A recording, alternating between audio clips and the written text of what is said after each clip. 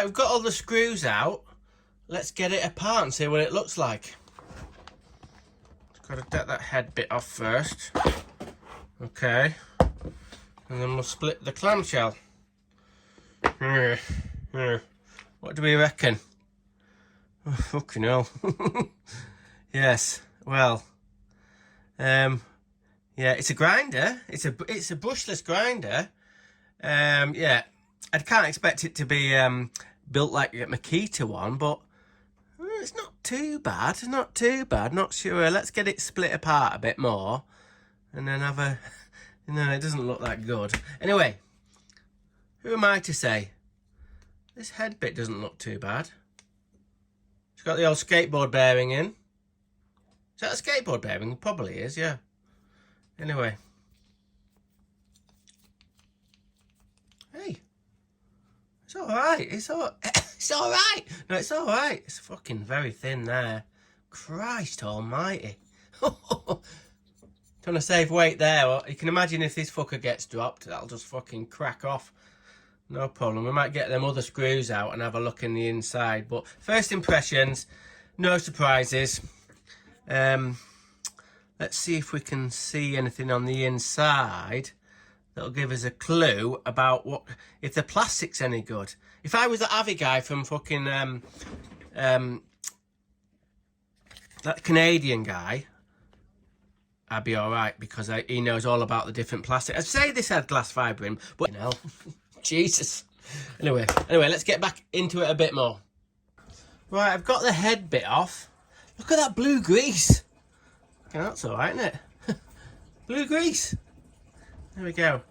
A little bit of a cheapening of the. What am I going to do with that? A little bit of a cheapening off here. Cheapening of the tool. Obviously, it's fucking hell. What do you expect for 25 quid? Keep on saying that. Anyway, on a MAKITA one, right at the back there, where that little spindle goes in. Hang on. Spindle goes into that little hole there. On a MAKITA one, in there, it has like a roller bearing to keep it all nice and running smooth. But this one doesn't have a roller bearing. It just has a shim with some little cutouts in, so the grease can get into it. Not a major. I'm not gonna fucking say that's a major thing, but anyway, that's how they make the tool so cheap. You know, they make material thinner so they can save money on the costing of the material. But that, obviously, we've said before, that causes problems where it makes it weaker. But anyway, that bit's apart. Now, what the crack? I'll be honest with you. Fucking hell! I started looking at the motor, the brushless motor, and the switch and everything. And I fucking got in a bit of a bad mood. Now, why was that? Because in my head, I thought, oh, I'll be able to say how it all works. And then I'll be able to tell you people out there in YouTube land. I thought, well, that does that, and that's how that works. But I fucking don't. I'm going to have to gen up on it a bit and find out exactly how these motors work. But maybe not. Because the fact, do you really want to know how is it important for me to tell you how it works? So you watching this video thinking, I want to know how a brushless motor works. There's probably tons of videos online about how they work. It annoyed me that I don't know. Obviously, it's something to do with magnetic polarization of magnets or something that makes this spin, makes the tool work. But as I've said before, it's okay. But what was a bit of a surprise to me, well, I've had to think about this. On the MAKITA one, there's like a circuit board that goes around there. And I thought that was something to do with how it works, but no, I don't think it is. The ones on the MAKITA that have the circuit boards there, that's to control it. What I mean is, that is a safety thing. So if it overstresses it, on a MAKITA tool, if you force the machine, it kind of like cuts out to save the machine getting damaged. But as far as I can see, this tool has nothing like this. So if you were using it and the blade got sort of stuck, or it somehow, or the blade got jammed in a bit of a material, and you didn't turn it off straight away, I think it'd completely fuck it. I think it'd melt it all. So that's a bad thing about this one, because it's got no control to stop it being damaged by being forced. But then again, they had to cut corners somewhere, didn't they? He had to cut corners to make it cheap. But it'd be good to... I think in the instructions it said do not even... Something like do not force it at all, it will damage the tool, and that is true. The switch is okay, as far as I can see. Obviously not as good as a Makita one, but you can see that little white bit there. It has got a little O-ring to stop dust going into there. Natural, how it clicks seems okay. The cabling seems okay. Obviously the clamshell's thin, it's not that brilliant. But this is the brains of the operation. This is what we'll do is we'll take this out and have a look at this. We'll lift this out. So this is a bit weird. Obviously, this is where what I mean is the brains. It's got all sorts of sort of chips and a circuit board under here, which is under like a sort of like a silicon sort of resin that protects all the circuit board. But it looks a bit, I don't know. Look at these little holes here. This is where everything lights up. For this side is for the battery indicator, and this is for the speed controller, and this little micro switch here. That goes onto this like that. That works with that. But I don't know. Look at this bit here. Can you see that bit? I don't know if you can see it. It just looks a bit dodgy there. And also these two things, which are fucking, I don't know. What are they? Diodes or something? Something to make it fucking work. Now imagine that when they kind of came, they were put on from new, or they were on the machine.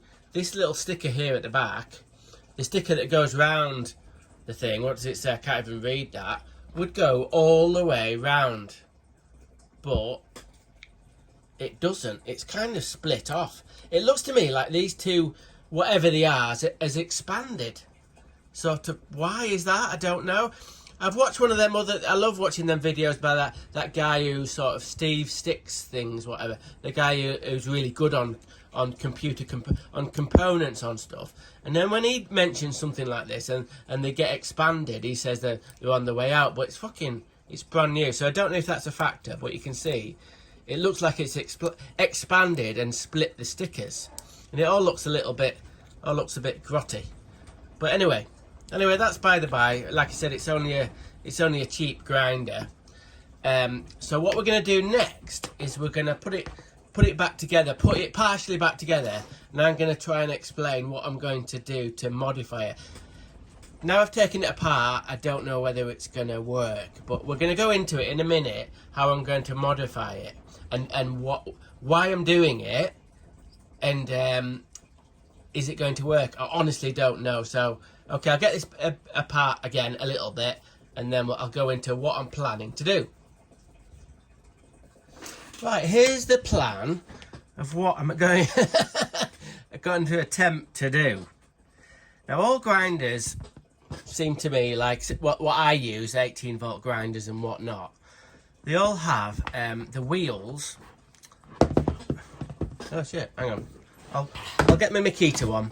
They all have the wheels sort of orientated that way, so they're kind of like in parallel with the body. Right. So what I was thinking is, can I convert one of this grinder to have the grinding head? I'll take this off. Hang on. The grinding head like that. So it's a cut-off machine, but the grinder is orientated the other way like that. Now the reason, the way I got that idea is not from seeing a Milwaukee video of their cut-off tool. I watched this YouTube channel called Dylan McCool. Now, if you get a chance to watch this guy does up cars, gets old cars and does them up.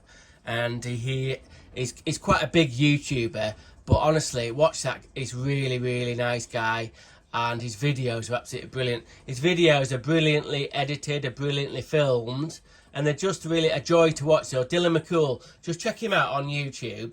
And anyway, I was watching one of his videos, and he had a rusty old car, and he was cutting one of the panels out at the bottom, like on the, you know, where it gets all rotten, where the bottom, where the bottom of the car, where oh fucking hell.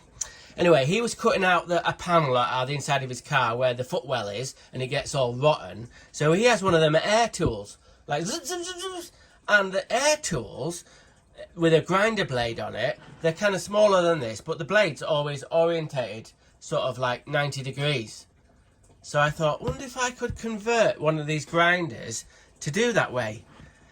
to work like that with the grinder blade on the end. So initially I thought I was going to do it with this tool here. I was going to convert this. Now there's a reason why I didn't.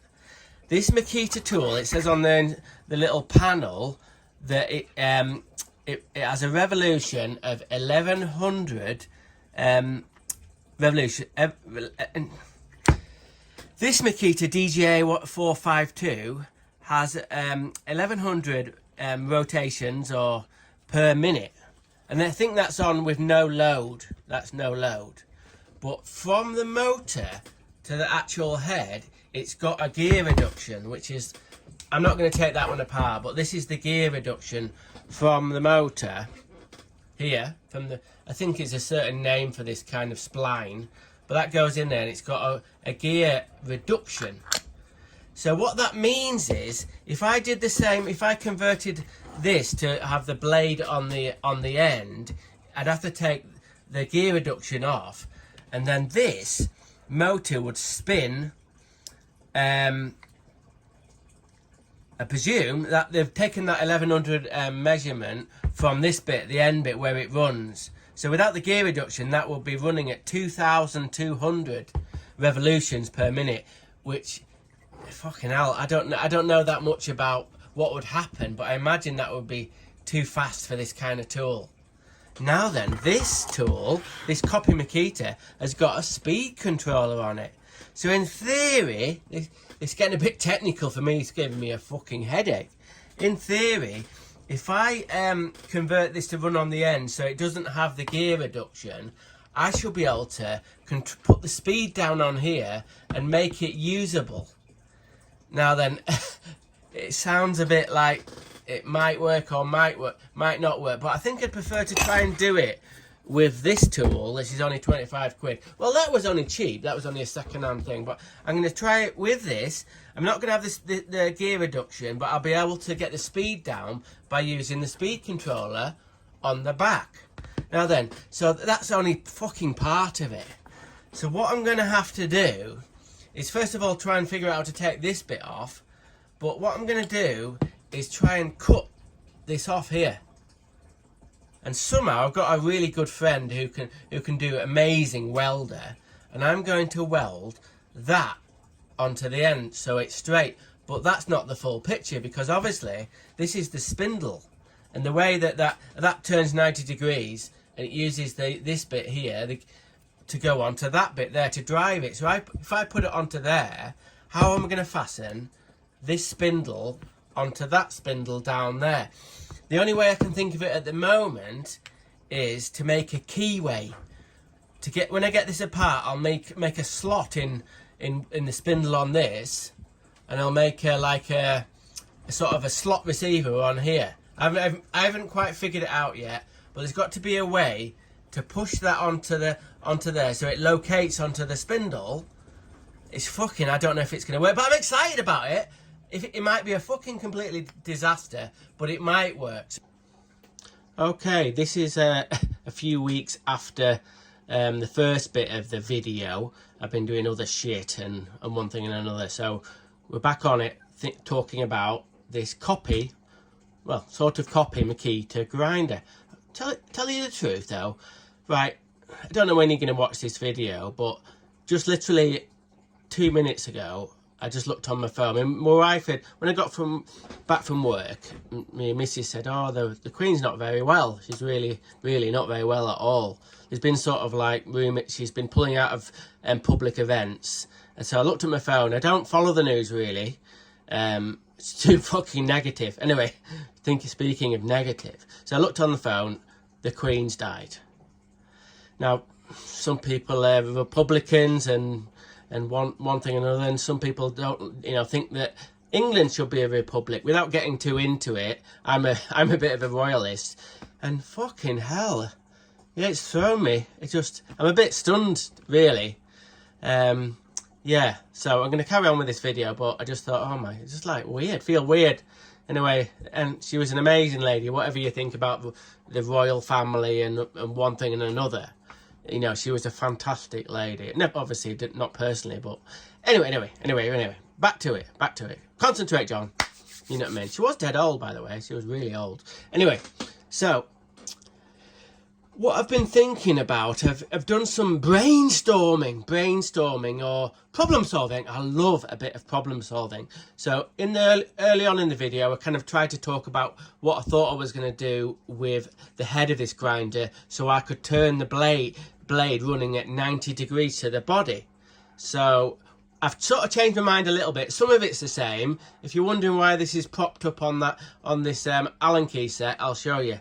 So we'll get back into it. So the reason that's like that is I've got the grinder out. I actually started it with a grinder and then I did it with a reciprocating saw, because when you're cutting aluminium with a grinder, it kind of just melts and it snags and it's fucking horrendous. But with a reciprocating saw, it cut it no problem. So it was actually, I thought I was going to cut it and it was going to be a bit of a wonky ankle, made me a bit nervous, but I don't think I've done too bad. I think it's quite parallel there to the, you know, parallel there, so that's what I needed. So that's been cut off now, and then early on in the video I said I was going to try and sort of get that welded onto there. Now then, I've been in a quandary how to make it so I could build this bit up and then put that bit onto it. The two, where the motor is here and the head, it needed to be connected together, but not solidly. It needed to be detachable. And I think in the early on in the video I mentioned I was going to try and cut a slot in the spindle here or something, and then have like the sides taken off the other bit, so it'd be like a keyway. But I thought, no, that's not going to work. That's not going to work. So this is plan. I don't know how many plans. This is the plan. So this bit here goes on to this bit here. Little bit of a sidetrack here. This where this bearing actually gets, see that how tight that is. That gets pressed into that bearing, and to get it to pieces, yay! I got one of these, which is a gear puller. I think you can pull bearings with it as well, but I got that off eBay. I think about 10 quid or something, 15 quid. So that's done that. So anyway, so this is where the blade goes on, and this is the head bit, which I need to keep this bit because I'm hoping to put the guard back on. So on this spindle here, what I was thinking, this is sort of the plan at the moment, is this is like a PZ2 screw, I think it is, screwdriver bit. What I'm going to do is, see where the end of my nails are, I'm going to cut it off there, I'm going to get that bit welded onto there. Might have to shorten that spindle a little bit, so I'm going to get that bit welded on there. So concentrate, you'll follow me in a minute. So we're going to weld that bit onto there. Oh god. And then this is the bit that goes onto the motor here. This is the motor bit.